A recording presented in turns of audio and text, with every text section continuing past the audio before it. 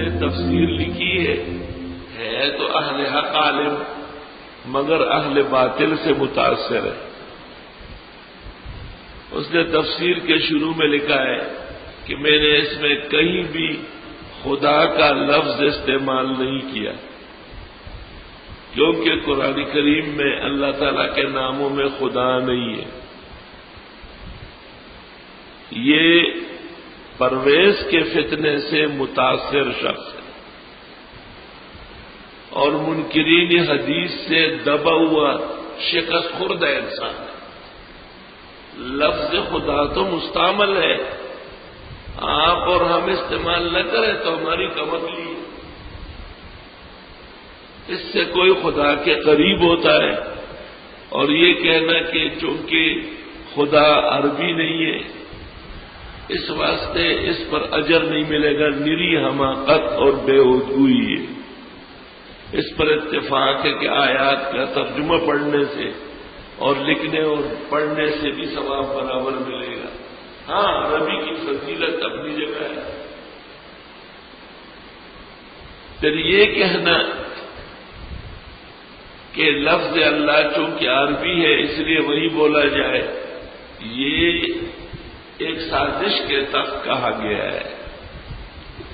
سازش یہ ہے کہ مسلمانوں کو شکار کرنے کے لیے علماء سے بے اعتماد کر دیے جائے۔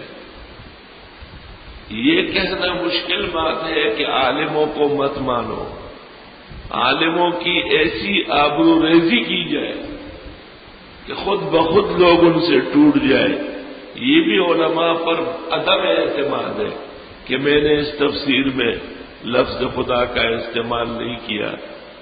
آپ نے لفظ خدا کا استعمال بوجہ کچ فام اور کم فام ہونے کے نہیں کیا۔ لفظ خدا عرب اور عجم کے ہاں مستعمل۔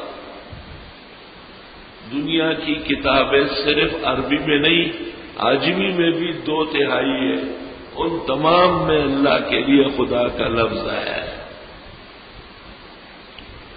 بخاری شریف جلد ثانی میں غالباً 916 صفحہ ہے۔ ملک الملوک اور ملک الملک کا معنی قال سفیان معنی ہو شاہان شاہ، شہنشاہ۔